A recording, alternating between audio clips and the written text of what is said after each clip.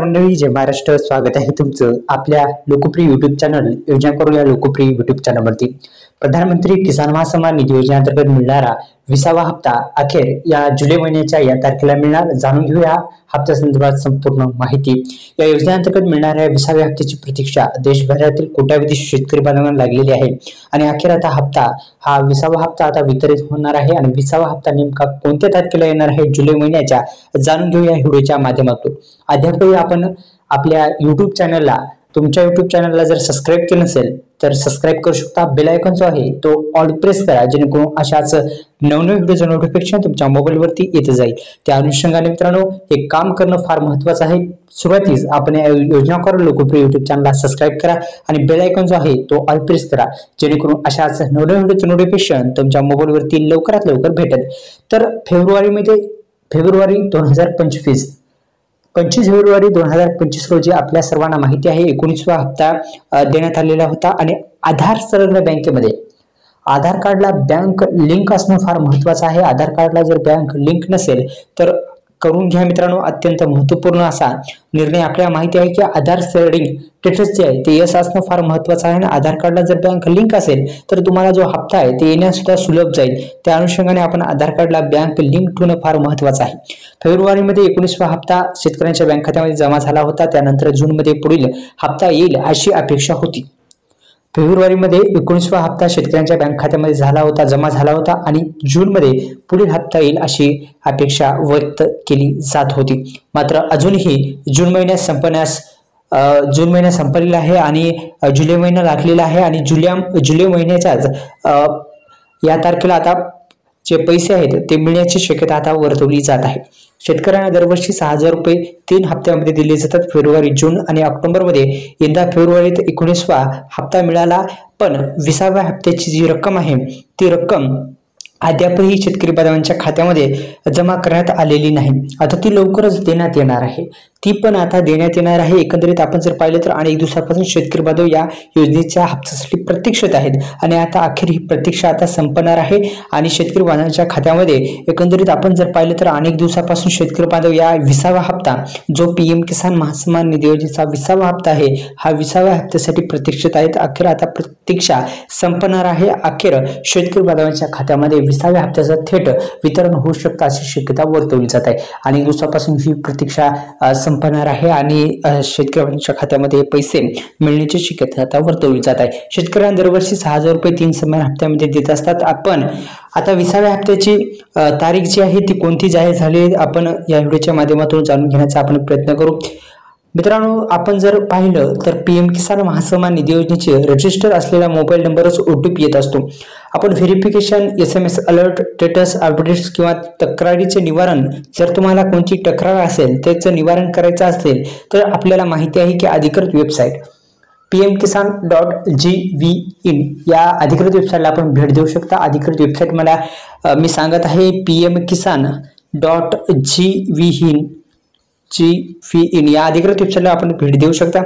भेट दिल्याच्या नंतर PM किसान महासन्मान निधी योजनेचा रजिस्टर जो मोबाईल नंबर तुम्ही लिंक केलेला आहे तो OTP त्याच्यावर येईल. तुम्ही स्टेटस काढते वेळेस जर तुम्हाला स्टेटस काढायचं असेल तर सुरुवातीस नो युअर स्टेटसवर क्लिक करून आपण स्टेटस काढू शकता. दुसरं म्हणजे आपल्याला काय प्रॉब्लेम वाटला तर ते प्रॉब्लेम जर दुरुस्त करायचा असेल तर तुम्हाला एक काम करू शकता, ते म्हणजे PM किसान महासन्मान निधी योजनेचा जर हप्ता तुम्हाला पाहिजे असेल तर pmkisan.gov या अधिकृत वेबसाईटला भेट द्यावीच लागणार आहे. तुमचा जर मोबाईल नंबर बंद झाला असेल तर तुम्ही नवीन सुद्धा अपडेट करण्यासाठी काही मागे मोहीम चालवली होती, ती मोहिमेद्वारे तुम्ही करू शकता. आणि महत्त्वाचे संदेश किंवा अपडेट्स तुम्हाला मिळणार नाहीत, कारण की जर PM किसान योजनेचा जो नंबर तुमचा आहे तो बंद झाला असेल. मित्रांनो, तुम्हाला जर हप्ताचे SMS येत नसतील, म्हणजे हप्ता पडला तर बँकेचा प्रॉब्लेम असतो आणि या PM किसान योजनेचे जर तुम्ही काही त्रुटी असेल तर मित्रांनो तुम्ही दुरुस्त करू शकता. आता मोबाईल नंबर हे अपडेट करणे का गरजेचं आहे तर अशा पद्धतीने याची गरज म्हणजे व्हेरिफिकेशन, SMS अलर्ट, स्टेटस काढण्यासाठी फार महत्त्वाचं म्हणजे हे नंबर तुम्हाला लागत असतो. याच्यामध्ये तुम्हाला जर PM किसान योजना म्हटल्याच्या नंतर आपण पाहिजे तर मोबाईल नंबर अपडेट करण्याची सोपी पद्धत खालील दिलेली आहे, आपण पाहू शकता. PM किसान महासन्मान निधी योजनेच्या अधिकृत वेबसाईटला आपण भेट देऊ शकता। अपडेट मोबाईल नंबरवर क्लिक करा आणि आधार क्रमांक टाका आणि नवीन OTP टाकून जो OTP द्वारे पडताळणी तुम्ही करू शकता। म्हणजे तुमचा PM किसान योजनेचा जो EKYC आहे ते सुद्धा करणं आता अनिवार्य केलेलं आहे। PM किसानची EKYC आवश्यक काय आहे जाणून घेऊया व्हिडिओच्या माध्यमातून।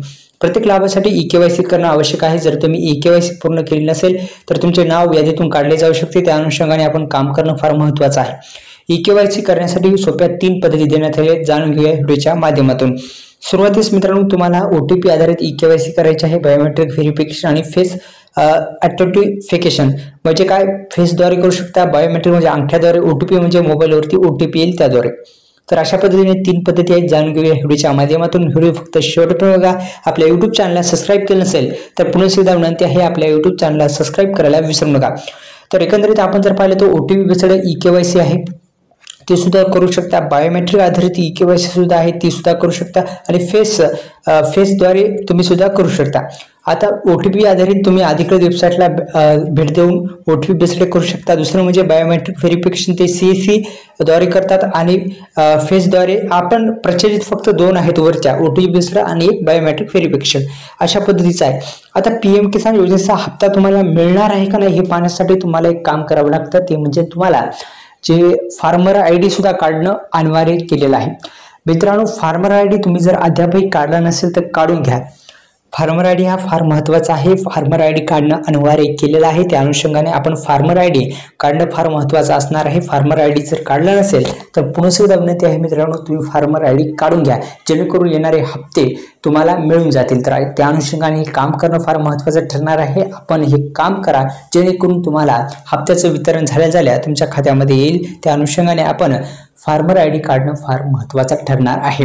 तर फार्मर ID काढा, आपल्या लोकप्रिय YouTube चॅनलला सबस्क्राईब करायला विसरू नका।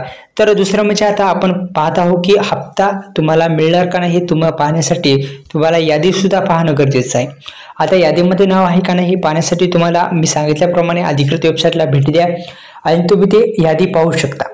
त्याच्यामध्ये काही नाही, फक्त तुम्हाला तुमचं गाव, राज्य, जिल्हा, ब्लॉक अशा पद्धतीचं निवडायचं आहे आणि निवडल्याच्या नंतर सविस्तर माहितीची यादी तुम्हाला भेटून जाईल। त्या यादीमध्ये आपलं नाव शोधायचं आहे। यादीमध्ये नाव जर असेल तर तुमचा हप्ता येणार आहे। तुम्ही जर फार्मर ID काढला नसेल तर मात्र येणार नाही, कारण फार्मर ID हे अनिवार्य केलेलं आहे, सर्वांना माहिती आहे। फार्मर ID काढला नसेल तर काढून घ्या। आतापर्यंत ही सुरू आहे, फार्मर IDचं जो पोर्टल आहे ते सुरू आहे, आपण काढू शकता आणि जर आता बंद झाला असेल तर लवकरच सुरू होईल अशी आशा व्यक्त केली जात आहे। फार्मर ID आता सर्वात महत्त्वाचं म्हणजे आपण जो पीक विमा आहे ते भरण्यास आता 1 जुलैपासून ते 31 जुलैपर्यंत पीक विमा आपण भरून घ्यायचा आहे। पीक विमा जर भरला नसेल शेतकरी मित्रांनो तर आपण शेतकरी मित्रांनो पीक विमा भरणं पण अनिवार्य केलेलं आहे, आपण भरून घेऊ शकता। त्यासाठी आता ₹1 जो पीक विमा आहे ते बंद करण्यात आलेला आहे, आपल्या सर्वांना माहिती आहे। आता पैसेही भरावे लागणार आहेत, त्या अनुषंगाने आपण पीक विमा जर भरला नसेल तर पीक विमा भरून घेऊ शकता। अधिकृत वेबसाईटला भेट द्या, काही प्रॉब्लेम वाटला तर कमेंट करा, आपल्या YouTube चॅनलला सबस्क्राईब करा। आता जुलै महिन्यातच हप्ता मिळण्याची शक्यता वर्तवली जात आहे।